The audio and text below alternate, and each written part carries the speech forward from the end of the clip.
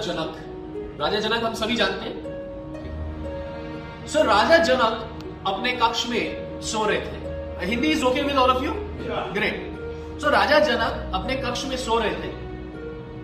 अचानक उनको एक उन्हीं का दरबारी जो था कक्ष के बाहर जो खड़ा होता पहरेदार, उसने आकर के उठाया, बोला राजा जनक जल्दी उठिए, दूसरे राजाओं ने हमारे ऊपर हमला कर दिया है, आप जल्दी जल्दी से उठिए। राजा जनक हड़बड़ी में उठते हैं, अपने सारे सैनिकों को और मंत्रियों को बुलाते हैं, मंत्रियों के साथ विचार परामर्श करते हैं, मीटिंग करते हैं। मीटिंग करने के बाद उनका पूरा रेडी हो जाता है तो वो फटाफट से जाकर के युद्ध में पहुंच जाते हैं।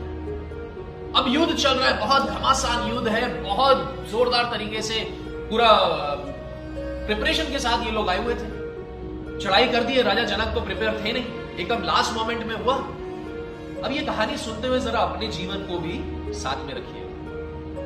एकदम आए और आकर के चढ़ाई कर दी तो राजा जनक जो सो रहे थे उनको बिल्कुल मौका ही नहीं लगा किसी भी तरीके का प्रिपरेशन करने का, और जंग छिड़ गई। और जंग के बाद राजा जनक हार गए। अब वो हार गए तो उनको बंदी बना लिया गया, और बंदी बनाने के बाद जो विजेता राजा था उनके सामने पेश किया गया। राजा जनक को उसने देख करके बोला, देखो तुम राजा हो इसलिए मैं तुम्हें छोड़ता हूं, तुम्हारी हालत वैसी नहीं होगी जैसे तुम्हारे बाकी सेनाओं की हुई है, तो तुम्हें मारा नहीं जाएगा, तुम्हें जीवन दान दिया जा रहा है, लेकिन तुम इस नगर के अंदर, इस राज्य के अंदर नहीं रह सकते, तुम इस राज्य को छोड़ के दूर चले जाओ, इसी शर्त में तुम्हें यह जीवन दान दिया जा रहा है। राजा जनक उस राज्य से विदा लेना शुरू होते हैं।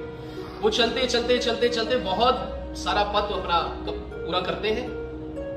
ऐसे टाइम पे उनको बहुत प्यास लगती है, बहुत थकावट होती है, लेकिन कोई भी डर के मारे उनको पानी तक नहीं देता, क्योंकि जो नया राजा है वो बहुत क्रूर है, is very rude, very shrewd, very cunning और मर्सीलेस। ये सभी लोग जानते थे। तो कोई भी उनकी खुद की प्रजा, राजा जनक की खुद की प्रजा भी आकर के कोई भी उनको पानी तक नहीं देता। अब ऐसी स्थिति में राजा जनक चलते जा रहे, चलते जा रहे, चलते चलते चलते चलते उन्होंने अपने राज्य का प्रांत जो है वो पार किया।